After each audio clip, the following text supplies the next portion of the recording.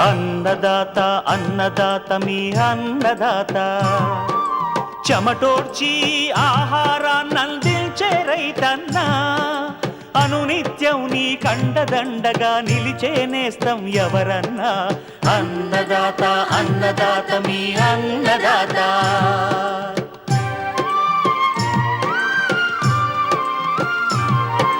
నూతన రీతుల సాగుబడికి, నూరింతలు పెరిగే దిగుబడికి సూచనలిచ్చే సస్య రక్షణకు, పశు పోషణకి శాస్త్ర విజ్ఞానం అందించి ముందుకు నడిపే తెలుగు రైతు భారతదేశానికి మకుటం అయ్యేలా తీర్చిదిద్దే ఆశయంతో మిమ్ము మేలు కొలిపేది అన్నదాత. అన్నదాత అన్నదాత మీ అన్నదాత. అన్నదాత అన్నదాత మీ అన్నదాత. అన్నదాత ప్రేక్షకులకు నమస్కారం. ఈనాటి ముఖ్యాంశాలు: కొత్తగా చీనీ నిమ్మ తోటలు నాటే రైతులు దృష్టిలో ఉంచుకోవాల్సిన అంశాలు, ఆయిల్ పామ్ తోటలను నష్టపరుస్తున్న ఎలుకలు నివారణకు చేపట్టాల్సిన సమగ్ర పద్ధతులు, ఇంకా జై కిసాన్ వ్యవసాయ సమాచారం.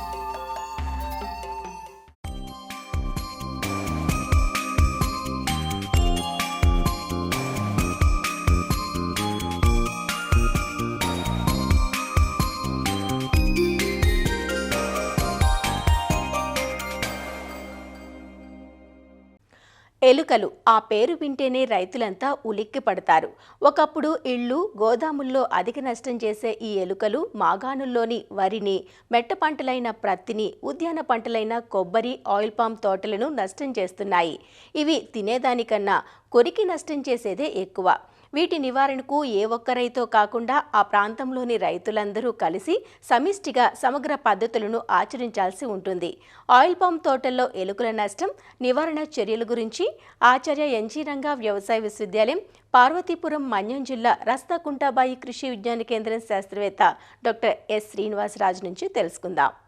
ఈ పార్వతీపురం మన్యంలో కానీ లేకపోతే రాష్ట్రంలో కూడా ఆయిల్ పామ్ అనేది ఎక్కువగా సాగు చేయబడుతున్న పంట. అతి ప్రధానమైన సమస్య ఈ మధ్యలో గమనించినట్లయితే ఎక్కువ మందిగా రైతు సోదరులు చెప్పడం జరుగుతుంది ఏంటంటే ఎలుకలు అనేవి చాలా నష్టం చేయడం జరుగుతుందని చెప్తున్నారు.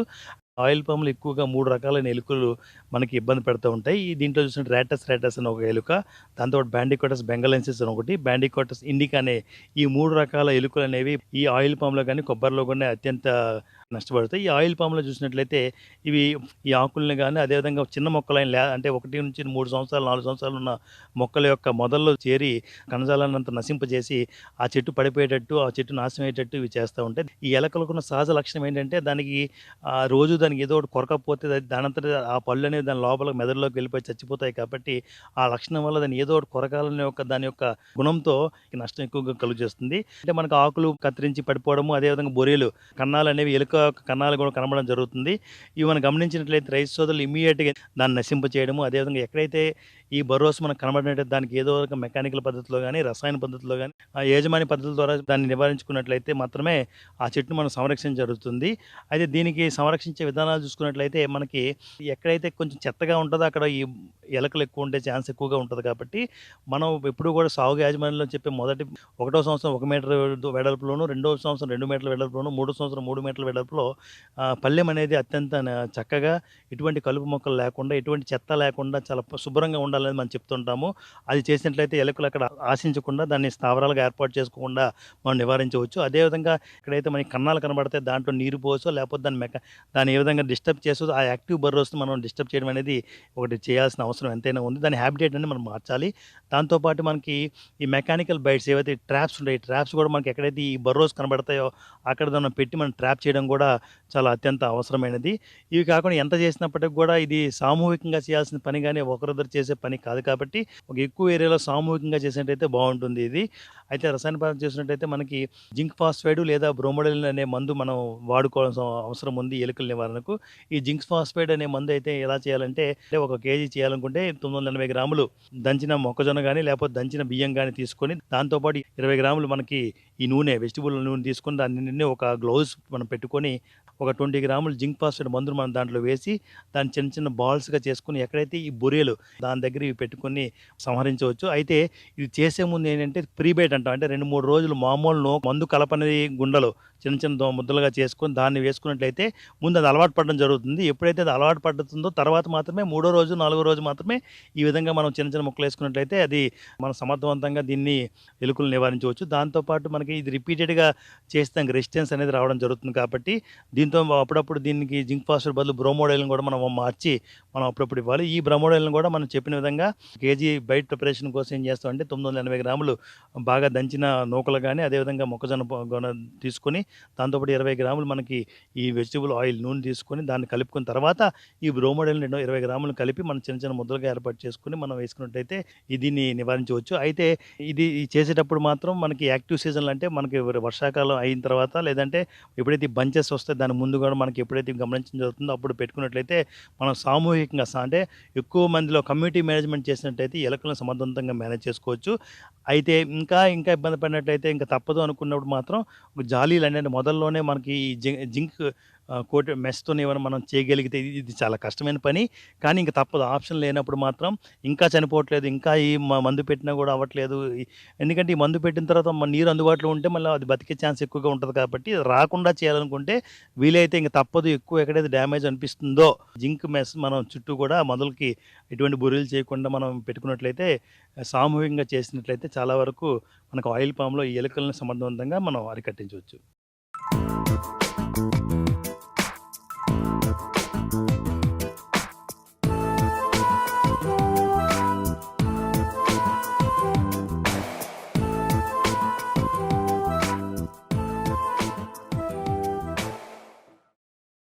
ఉభయ తెలుగు రాష్ట్రాల్లో సాగయ్యే పండ్ల తోటల్లో మామిడి తరువాతి స్థానం ఆక్రమించింది చీనీ నిమ్మ. నాటిన 30 ఏళ్ల పాటు రైతుకు ఫలసాయాన్నివ్వాల్సిన ఈ తోటలు అర్ధాంతరంగానే ముగిసిపోవడం చూస్తున్నాం. ఎంచుకున్న మొక్కలు సరైనవి కాకపోవటం, అనువుగాని నేలలో సాగు చేయటం వంటి కారణాలతో మొక్కలు పెట్టిన కొన్నాళ్లకే వేరుకుళ్ళు, బంకకారు, గజ్జి తెగుళ్ల బారిన పడి క్షీణించిపోవడం చూస్తున్నాం. మరి కొత్తగా చీనీ నిమ్మ తోటలు సాగు చేయాలనుకుంటే రైతులు ఎటువంటి నారు మొక్కలను ఎంచుకోవాలి, ఎలాంటి నేలల్లో సాగు చేపట్టాలి, నాటేటప్పుడు తీసుకోవాల్సిన జాగ్రత్తలేమిటి, సాగులో పాటించాల్సిన శాస్త్రీయ యాజమాన్య పద్ధతులు ఏవి, ఇలా అన్ని వివరాలను తెలియజేస్తున్నారు తిరుపతిలోని చీనీ నిమ్మ పరిశోధనా స్థానం ప్రధాన శాస్త్రవేత్త డాక్టర్ నాగరాజు. చీనీ మొక్కలు కానీ నిమ్మ మొక్కలు కానీ వేసుకునేదానికి ముఖ్యంగా వేసుకునే ముందు మీ ప్రాంతంలోని భూమి ఎలా ఉంది, అలాగే భూసార పరీక్ష మీరు చేపించారా లేదా అన్నది ముఖ్యం. మొక్కలను నాటే ముందు ఆ భూమి చీనీ నిమ్మ తోటలు వేసుకునేదానికి అనువైనదా కాదా అనేది మీరు తెలుసుకోవాల్సి ఉంటుంది. ఒకవేళ మీ తోటల్లో ఉదజని సూచిక ఎక్కువగా ఉంటే అనువైనవి కాదు అని, 6.5 నుంచి 7.5 వరకు ఉదజని సూచిక ఉంటే అవి అనువైన నేలలుగా గుర్తించవచ్చు. ఒకవేళ సున్నపు మరం మీ దాంట్లో ఎక్కువగా ఉన్నా, లేకపోతే హెవీ మెటల్స్ ఏదైనా దాంట్లో ఉన్నా కూడా ఇటువంటి భూములు మీకు సూటబుల్ కాదు. రైతు సోదరులు ఆ భూములు అనువైనవి కాదు అన్నప్పుడు ఖచ్చితంగా అటువంటి భూములను అవాయిడ్ చేసుకోవాల్సి ఉంటుంది. బంక నేలలు దాదాపుగా అవాయిడ్ చేయడం మంచిది. ఎర్రగరప నేలలు కానీ, కొద్దిగా ఇసుక కలిసిన నేలలు కానీ ఈ తోటలకు చాలా అనువుగా ఉంటుంది. ముఖ్యంగా మొక్కలు నాటుకునేటప్పుడు వాటి మధ్య దూరం ఎంత పెట్టుకోవాలనేది ఒకసారి ఆలోచించవలసి ఉంటుంది. గత 30 సంవత్సరాల నుంచి మేము ఇక్కడ పరిశోధనలు చేసి హై డెన్సిటీ ప్లాంటింగ్ కూడా ఇక్కడ చీనీ నిమ్మ పరిశోధనా స్థానంలో చేస్తున్నాము. అయితే భూసార పరీక్ష ఫలితాలను అనుసరించి మీ భూమి ఆరోగ్యవంతంగా ఉందా లేదా, అలాగే పోషణ అంటే మీ భూముల్లో త్వరగా ఈ మొక్కలు పెరుగుతాయా అన్నది నిర్ధారించుకున్న తర్వాత అన్ని భూములకు సూట్ అయ్యే విధంగా వరుసకు మధ్య మొక్కకు మధ్య 6 మీటర్ల దూరం ఉండేలా ఈ మొక్కలను నాటుకోవాల్సి ఉంటుంది. మొక్కలు నాటుకునేందుకు 1 నెల ముందుగానే గుంతలను తీసుకోవాల్సి ఉంటుంది. అలాగే బిందు సేద్య పద్ధతిలో చేయాలనుకునే వారందరూ డ్రిప్ ఇరిగేషన్ను కూడా దానికి అమర్చుకోవాలి. మీ ప్రాంతంలోని హార్టికల్చర్ ఆఫీసర్ను సంప్రదిస్తే అక్కడ వాళ్ళు మీ తోటను సర్వే చేసి అలాగే ఆ డ్రిప్ పరికరాలను అమర్చుకునేదానికి ఎలా అయితే కరెక్ట్గా ఉంటుందో మీ తోట వాళ్ళను బట్టి వాళ్ళు డ్రిప్ ఫెసిలిటీస్ను కూడా మీకు అందజేస్తారు.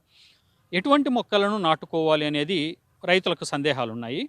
ప్రైవేట్ నర్సరీలు కానీ మిగతా వాళ్ళు చాలామంది ఏవంటే అవి వేరుమూలాల మీద ఈ బడ్డింగ్ చేసిన మొక్కలను రైతు సోదరులకు ఇవ్వడం జరుగుతుంది.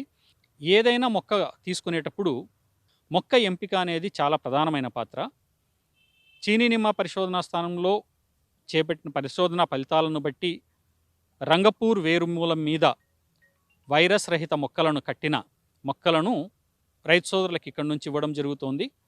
రంగపూర్ వేరుమూలము అనేది చాలా ముఖ్య పాత్ర వహిస్తుంది. ఎందుకంటే ఇటువంటి మొక్కలు నీటి ఎద్దడిని తట్టుకుంటాయి, అలానే నీరు ఎక్కువైనా కూడా తట్టుకుంటాయి. అందువలన మొక్కలను చనిపోయే శాతం చాలా తక్కువగా ఉంటుంది. వేరుకుళ్ళుకు కానీ లేకపోతే ఇతర వాటికి డ్రై రూట్ రాట్ కానీ వెట్ రూట్ రాట్ కానీ ఇటువంటి వాటికి కూడా తట్టుకొని నిలిచే సామర్థ్యం ఎక్కువగా ఉంటుంది. కాబట్టి వీటిని రైతు సోదరులకు మేము సిఫార్సు చేయడం జరుగుతుంది. మిగిలిన వేరుమూలాలు చాలా ఉన్నాయి, కానీ వాటి మీద పరిశోధన చేసిన దానిలో తేలింది ఏంటంటే ఎక్కువ శాతం మొక్కలు చనిపోవడం జరుగుతుంది. కడప జిల్లాలోని కొన్ని ప్రాంతాలలో ఏం చేస్తున్నారంటే రైతు సోదరులు పొలంలో మొక్కలు నాటుకునే ముందు కానీ మొక్కలు నాటిన తర్వాత కానీ పులివెందుల ప్రాంతంలో తర్వాత సింహాద్రిపురం మండలాల్లో బెలుకు ఎక్కువ వేయడం జరుగుతుంది. ఈ బెలుకు ఎందుకు వేస్తున్నారు అంటే నీరు తక్కువగా ఉన్నప్పుడు పొలంలో నుంచి నీరు ఆవిరి కాకుండా అలాగే గడ్డి ఎక్కువగా రాకుండా బెలుకు ఎక్కువ వేసుకోవడం జరుగుతుంది. ఇది ఒకప్పుడు ఒక 4-5 సంవత్సరాల ముందు నీరు ఎప్పుడైతే లభ్యత లేదో అప్పుడు ఎక్కువగా ఈ బెలుకు వేసుకోవడం వలన ఆ ఎవాపరేషన్ రేట్ తగ్గించి మొక్కలు మతికేదానికి ఉండేది. కానీ ప్రస్తుతము మేము సర్వే చేసిన దాని ప్రకారంగా ఏ తోటల్లో అయితే చెట్ల కాండం చుట్టూ బెలుకు ఎక్కువగా వేశారో అటువంటి మొక్కలు ఈ నీటిని రిటెన్షన్ ఎక్కువగా ఉంది, దీనివలన ప్యాథోజన్స్ని ఎక్కువగా అట్రాక్ట్ చేస్తున్నాయి. అందువలన దీంతో వేరుకులు రోగం ఎక్కువగా వచ్చి చెట్లు చనిపోవడం జరుగుతుంది. అందువలన మొక్క చుట్టూ మధ్యాహ్నం పూట మీరు పొలంలోకి వెళ్తే ఎక్కడి వరకు అయితే నీడ పడుతుందో అంతవరకు బెలుకు వేసుకోకుండా ఉండడమే మంచిది. ఈ జాగ్రత్తలు కొద్దిగా కడప జిల్లా వాసులు పాటించాలి. మిగతా ప్రాంతాల్లో ఈ ప్రాక్టీస్ లేదు. ఇంకొక విషయం ఏంటంటే మొక్క నాటే ముందు 1 సంవత్సరం మొక్కలను రైతు సోదరులు ఎన్నుకోవాలి. ముదిరిన ఆకులు ఉండే మొక్కలను మాత్రమే నర్సరీల నుంచి తీసుకొని అటువంటి మొక్కలను మాత్రమే గుంతల్లో నాటుకోవాల్సి ఉంటుంది. ఆ గుంత పరిమాణం ఎలా ఉండాలంటే 3 అడుగులు పొడవు, 3 అడుగులు వెడల్పు, 3 అడుగుల లోతు ఉండేలా గుంతను తీసుకొని దాంట్లో పైపాటుగా వచ్చిన మట్టికి దాదాపు ఒక 30 నుండి 40 కేజీల పశువుల ఎరువు, 1 కేజీ వరకు సింగిల్ సూపర్ ఫాస్ఫేట్ కూడా మీరు కలుపుకొని దాన్ని గుంతలో వేసుకొని గుంత మధ్య భాగంలో నాటుకోవాలి. ఒకవేళ ఎవరైనా ఆర్గానిక్గా చేసుకునే వాళ్ళైతే సూపర్ ఫాస్ఫేట్ వేసుకోకుండా సూడోమోనాస్ అలాగే ట్రైకోడెర్మా విరిడి వీటిని గుంతలో మట్టికి కలుపుకొని బయో కంట్రోల్ ఏజెంట్స్గా పనిచేస్తాయి కాబట్టి వేరుకుళ్ళు తెగులను తగ్గిస్తాయి. కాబట్టి అటువంటి వాటిని ముందుగానే మీరు ఈ గుంతల్లో వేసుకొని మొక్కలను నాటుకుంటే అవి చాలా ఆరోగ్యవంతంగా పెరిగేదానికి అవకాశం ఉంటుంది. ఇంకొక ముఖ్యమైన విషయం ఏంటంటే ఎక్కడైతే చెదలు ఎక్కువగా ఉన్నాయో పైపాటుగా వచ్చిన మట్టికి మనం ఎరువు వేసుకునేటప్పుడే ఫిరడాన్ గ్రాన్యూల్స్ను కూడా మనం కలుపుకొని గుంత అడుగు భాగంలో చెదలు రాకుండా ఉండేదానికి వేసుకోవాలి. నాటుకునేటప్పుడు ఇంకొక ముఖ్యమైన సూచన ఏంటంటే ఎక్కడైతే అంటుభాగం ఉందో ఆ అంటుభాగము నేల పైన 10 నుంచి 15 సెంటీమీటర్ల పైనే ఉండేటట్లు చూసుకోవాలి.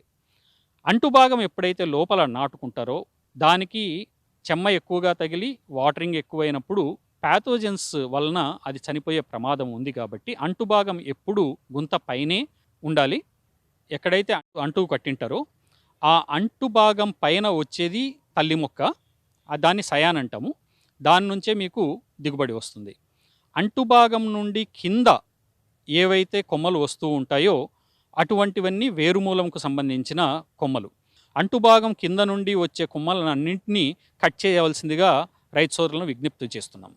ఈ మొక్కలు నాటుకున్న తర్వాత వాటికి ఇమీడియట్గా పాదిలాగా చేసుకోవడం కానీ, అంటే నీరు పారించే తోటల్లో లేదా డ్రిప్ ఇరిగేషన్ ఎక్కడైతే ఇస్తున్నారో అటువంటి రైతు సోదరులు దాదాపు 1 నుంచి 1.5 అడుగు దూరంలో ఈ డ్రిప్ లేటర్లను పెట్టుకోవాలి. నీటి శాతం ఎక్కువ అయితే ఖచ్చితంగా వేరుకులు రోగం వస్తుంది. కాబట్టి కనీసంగా మీరు ఒక రోజులో ఎంత పరిమాణము, మొక్క వయసును బట్టి ఎంత ఉండాలనేది జాగ్రత్తలు తీసుకోవాలి.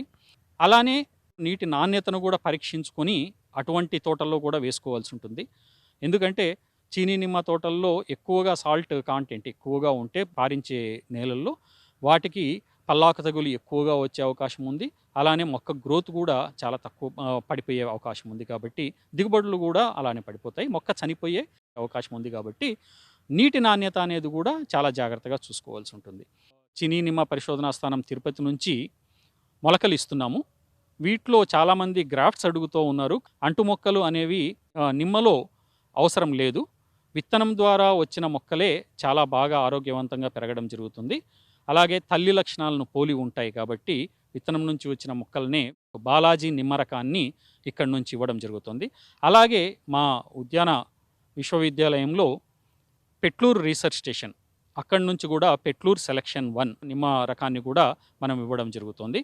అలాగే ఇంకొక రీసెర్చ్ స్టేషన్ మహానంది నుండి కూడా చీనీ మొక్కలు మరియు నిమ్మ మొక్కలను కూడా అక్కడి నుంచి సప్లై చేయడం జరుగుతుంది. ఈ రైతు సోదరులందరూ ఈ అవకాశాన్ని వినియోగించుకొని మా నర్సరీల నుంచి కూడా కొనుగోలు చేసి అన్ని జాగ్రత్తలు తీసుకొని మెలకువలతో పాటించవలసిందిగా కోరుతున్నాం.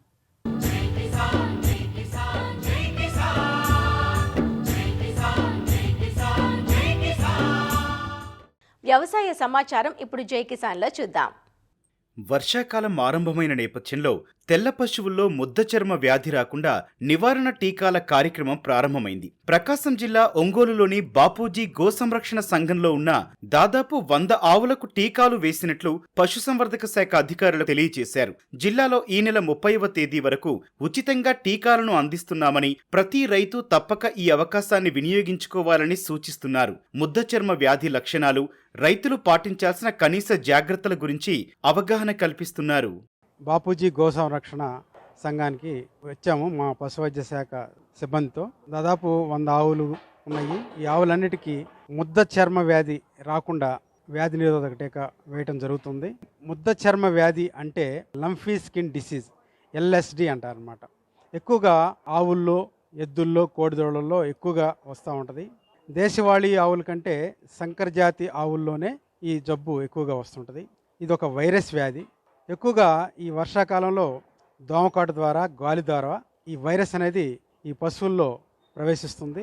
ఈ వ్యాధి లక్షణాలు చెప్పాలంటే శరీరం మీద కణుతుల్లాగా వస్తాయి. ఈ కణుతులు ముందు మెడ నుంచి తర్వాత ఒంటి మీదంతా వ్యాపిస్తాయి. ఈ కణుతులు అనేవి రోజు రోజుకి పెద్దవి అవుతాయి. దానిపైన ఉన్న చర్మం కూడా ఊడిపోయి రక్తస్రావం కూడా జరుగుతుంది అనమాట. ఈ జబ్బు వచ్చినప్పుడు 102 నుంచి 104 డిగ్రీల ఫారెన్హీట్ జ్వరం ఉంటుంది. పశువు మేత మేయలేదు, మరి ఆహారం తినలేదు కాబట్టి బాగా బక్కచిక్కిపోతుంది. ఈ జబ్బు వచ్చినప్పుడు దానికి కంటి నుంచి నీరు గారటం, కండ్ల కలక రావటం, నోట్లుంచి చొంగ గారటం అనేవి కూడా జరుగుతూ ఉంటుంది. ఈ ఆవుల్లో అయితే పాల ఉత్పత్తి పూర్తిగా తగ్గిపోద్ది. అట్లాగే పునరుత్పత్తి సమస్యలు కూడా తలెత్తుతూ ఉంటాయి అన్నమాట. కోడిదూడల్లో కానీ మరి ఎద్దుల్లో కానీ కూడా ఈ జబ్బు వచ్చినప్పుడు అది వ్యవసాయం చేసే సామర్థ్యత కూడా కోల్పోతుంది. ఏదైనప్పటికీ ఈ వ్యాధి వచ్చినప్పుడు దానికి సంబంధించి మనం యాంటీబయాటిక్ మందులు కూడా వాడుకోవాల్సి వస్తుంది. ఎందుకంటే ఈ వ్యాధి సంక్రమించినప్పుడు ఆల్రెడీ అంతర్గతంగా ఈ ఆవుల్లో కానీ ఎద్దుల్లో కానీ ఈ వ్యాధితో పాటు అంతర్గతంగా ఏదైనా బ్యాక్టీరియల్ వ్యాధి వచ్చి ఉంటే మాత్రం అటువంటి ఆవులకు చనిపోవటానికి కూడా ఆస్కారం ఉంటుంది. కాబట్టి అది రాకుండా ఈ సెకండరీ బ్యాక్టీరియల్ ఇన్ఫెక్షన్స్ మనకి లోపల ఉత్పన్నమైనప్పుడు దానికి తగినటువంటి యాంటీబయాటిక్ మందులు వాడాల్సి వస్తుంది. అట్లాగే సపోర్టివ్ థెరపీగా బి కాంప్లెక్స్ ఇంజెక్షన్స్ కూడా వేసుకుంటే మంచిదన్నమాట. అట్లా కాకుండా మరి ఈ చికిత్స కన్నా నివారణ మేలు అనే ఉద్దేశంతో దాని నివారణకి సంబంధించి ఎక్కువగా ఈ దోమకాటు, గాలి ద్వారా ఇది ఎక్కువగా వస్తుంటుంది. కాబట్టి ఎక్కడైతే మనకి కష్టాలు ఉంటాయో ఆ కష్టాల్లో ఈ దోమలు అనేది రాకుండా మనం దోమతెరలు కట్టుకోవచ్చు. అట్లాగే సాయంత్రం పూట 5-6 గంటల టైంలో వేపాకు లేకపోతే కర్పూరం వాటితో పొగ వేసుకున్నట్టయితే కొంతవరకు నివారించుకోవచ్చు. అట్లాగే మరి వర్షాకాలంలో ఈ పల్ల ప్రాంతాల్లో ఉండే కష్టాల్లో నీరు నిలువ ఉంటుంది. దీనివల్ల కూడా దోమలు ఎక్కువగా రావడానికి ఆస్కారం ఉంటుంది. కాబట్టి అటువంటి మురుగునీరు నిల్వ ఉండకుండా చూసుకోవాలి. వ్యాధి నిరోధక టీకాలు కూడా మనం జాగ్రత్తగా జబ్బు రాకముందే దాదాపు తొలకరి వర్షాలు కురిసేటప్పుడే టీకాలు మన పశుసంవర్ధక శాఖ ఉచితంగా మరి ఈ నెల 11వ తారీఖు నుంచి ఈ నెలాఖరు 30వ తారీఖు దాకా ఈ ముద్ద చర్మ వ్యాధి టీకాలు, వ్యాధి నిరోధక టీకాలు ఉచితంగా అన్ని గ్రామాల్లో ఎక్కడైతే ఆవులు ఉన్నాయో, ఎద్దులు ఉన్నాయో, కోడిదళ్ళు అన్నిటికీ ఉచితంగా ఈ టీకాలు వేస్తున్నారు. కాబట్టి పశుపోషకులందరూ ఈ అవకాశాన్ని సద్వినియోగం చేసుకొని వారి ఆవులకి మరి ఎద్దులకి అన్నిటికీ మరి ఈ వ్యాధి నిరోధక టీకాలు వేయించుకొని నష్టం రాకుండా చూసుకోవాలని పశుపోషకుల్ని నేను కోరుతున్నాను. ఆంధ్రప్రదేశ్లో మెరుగుపరిచిన వాతావరణ ఆధారిత బీమా పథకం గడువు తేదీని ఈ నెల 31వ తేదీ వరకు పొడిగించినట్లు అధికారులు చెబుతున్నారు. ప్రస్తుత ఖరీఫ్ సీజన్కు గాను బీమా ప్రీమియం గడువు తేదీ జూలై 15వ తేదీతో ముగియగా ప్రతికూల వాతావరణ పరిస్థితుల ప్రభావంతో చాలా మంది పంటలు సాగు చేయలేని పరిస్థితి ఎదురైంది. దీంతో గడువును జూలై 31వ తేదీ వరకు పొడిగించినట్లు వ్యవసాయ అధికారులు చెబుతున్నారు. పంటల బీమా పథకం సంబంధించి వాతావరణ ఆధారిత బీమా పథకంలో ముఖ్యంగా ప్రతి పంటకి ఎక్కువగా రైతు సోదరులు సాగు చేయడం జరుగుతుంది. అయితే ఈ యొక్క పథకాన్ని జూలై 15వ తారీఖు వరకు ఉంచడం జరిగింది. కానీ ఏంటంటే రైతు సోదరుల యొక్క కోరిక మేరకు ఆ పథకాన్ని జూలై 31, 2025 వరకు కూడా పొడిగించడం జరిగింది. కావున రైతు సోదరులు ఎవరైతే ఇంతకుముందు ఎన్రోల్ చేసుకోలేదో వాళ్ళందరూ తప్పనిసరిగా ఎన్రోల్ చేసుకోవాలని చెప్పి కోరుతూ ఉన్నాను. మన జిల్లాకు సంబంధించి అగ్రికల్చర్ ఇన్సూరెన్స్ కంపెనీ వారు మరి ఈ పథకాన్ని అమలు చేస్తూ ఉన్నారు. అట్లాగే దీంతోపాటు ఏంటంటే ఎవరైనా రైతులు లోన్ తీసుకున్నట్లయితే లోన్ తీసుకుంటే ఆ లోన్లను కట్ అయ్యే అవకాశం ఉంది. అలాగే ఎవరైనా సరే లోన్ తీసుకోకుండా ఉన్న రైతులు ఎవరైనా ఉన్నట్లయితే వారు నాన్ లోనీ ఫార్మర్స్గా పరిగణించబడి రైతు సేవా కేంద్ర పరిధిలో ఉన్నటువంటి అధికారుల దగ్గర మీరు ఎన్రోల్ చేయించుకోవచ్చు. బీమా ప్రీమియం వచ్చి 1900 రూపాయలు ఎకరానికి నిర్ణయించడం జరిగింది. ఒకవేళ బ్యాంక్ లోన్ కనుక ఉన్నట్లయితే బ్యాంక్ లోన్ అయితే వాళ్ళు బ్యాంక్ మేనేజర్ని చెప్పి మీరు డైరెక్ట్ చేయించుకోండి. బ్యాంకు లోన్ లేని పక్షంలో మాత్రమే రైతు సేవా కేంద్రంలో ఉండేటువంటి అధికారిని సంప్రదించి చేయాలని చెప్పి మేము రైతు సోదరులందరూ కోరుతా ఉన్నాం. అలాగే మీ సేవా కేంద్రంలో లేదా సొంతగా యాప్ని ప్లే స్టోర్ నుంచి యాప్ డౌన్లోడ్ చేసి కూడా చేసుకోవచ్చు. పంటల బీమా పథకంలో వరి పంటకు బీమా చేయడానికి గడువు ఆగస్టు 15వ తేదీ. అయితే మెరుగుపరిచిన వాతావరణ ఆధారిత బీమా పథకంలో గడువును జూలై 15 నుంచి జూలై 31వ తేదీకి పొడిగించారు. ఈ పథకంలో అమలవుతున్న పంటలు సాగు చేస్తున్న రైతులు ఈ అవకాశాన్ని వినియోగించుకోవాలని కోరుతున్నారు. మెరుగుపరిచిన వాతావరణ ఆధారిత పథకంలో వాతావరణ అంశాలైన అధిక వర్షాపాతం, అత్యల్ప వర్షాపాతం, అధిక ఉష్ణోగ్రతలు, గాలిలో తేమ తదితర అంశాలను ప్రాతిపాదికగా తీసుకుంటారు. ఇప్పుడు ఖరీఫ్ 2025లో అగ్రికల్చర్ ఇన్సూరెన్స్ కంపెనీ వాతావరణ ఆధారిత పంటల బీమా పథకం మరియు పిఎంఏబివై 2 స్కీమ్లు ఆంధ్రప్రదేశ్లో మేము ఇంప్లిమెంట్ చేస్తున్నాము. దీనిలో ఆర్డబ్ల్యూబీసీఎస్ వచ్చేటప్పటికి అనంతపూరు, నంద్యాల, పల్నాడు, ప్రకాశం, బాపట్ల, ఏలూరు మరియు కోనసీమలో మేము ఆర్డబ్ల్యూబీసీఎస్ పథకాన్ని ఇంప్లిమెంట్ చేస్తున్నాము. పిఎంఏబివై పథకం వచ్చేటప్పటికి శ్రీ సత్యసాయి డిస్టిక్, వెస్ట్ గోదావరి, విజయనగరం డిస్టిక్లు, ఈ 3 డిస్టిక్లో మేము పిఎంఏబివై పథకాన్ని ఇంప్లిమెంట్ చేస్తున్నాము. వాతావరణం ఆధారిత పంటల బీమా పథకం అనంతపూర్ డిస్టిక్ వచ్చేటప్పటికి 6 పంటలని మేము కవర్ చేస్తున్నాము. దాంట్లో వేరుశెనగ, పత్తి, దానిమ్మ, బత్తాయి, అరటి మరియు టమాటో 6 క్రాపుల్ని మేము కవర్ చేస్తున్నాము. అలాగే నంద్యాలకు వచ్చేటప్పుడు వేరుశెనగ, పత్తి, అరటిని మేము కవర్ చేస్తున్నాం. పల్నాడు, బాపట్ల మరియు ప్రకాశం డిస్టిక్లో పత్తి క్రాప్కి మేము కవరేజ్ ఇస్తున్నాము. కోనసీమ డిస్టిక్ వచ్చేటప్పటికి అక్కడ అరటి పంటకి మేము కవరేజ్ ఇస్తున్నాం. ఏలూరు డిస్టిక్ వచ్చేటప్పటికి పత్తికి మరియు నిమ్మకి మేము ఈ 2 క్రాప్స్కి మేము కవరేజ్ ఇస్తున్నాము. పిఎంఏబివై పథకం వచ్చేటప్పటికి దాని cut off date August 15th వరకు ఉంది. కానీ ఆర్డబ్ల్యూబీసీఎస్కి cut off date July 15th వరకు ఉండేది. దాన్ని కేంద్ర ప్రభుత్వం దాన్ని పొడిగించి జూలై 31st వరకు క్రాప్ ఇన్సూరెన్స్ స్కీమ్లో నమోదు చేసుకుంటాకి మీకు ఈ అవకాశం ఉంది. బీమా ప్రీమియాన్ని గ్రామంలోని రైతు సేవా కేంద్రాలు, సిఎస్సిలు ప్రత్యేక యాప్ ద్వారా చెల్లించవచ్చంటూ అధికారులు సూచిస్తున్నారు. మరిన్ని విభిన్న అంశాలతో రేపటి అన్నదాతలో మళ్ళీ కలుసుకుందాం. నమస్కారం. అన్నదాతలు తమ సందేహాలు, సమస్యలను 18004254085 టోల్ ఫ్రీ నంబర్లో ఉదయం 10 నుంచి 11 గంటల మధ్య పని దినాలలో సంప్రదించగలరు. ఈ కార్యక్రమాన్ని యూట్యూబ్లో www.youtube.com/అన్నదాత ఈటీవీ లింక్ ద్వారా వీక్షించవచ్చు.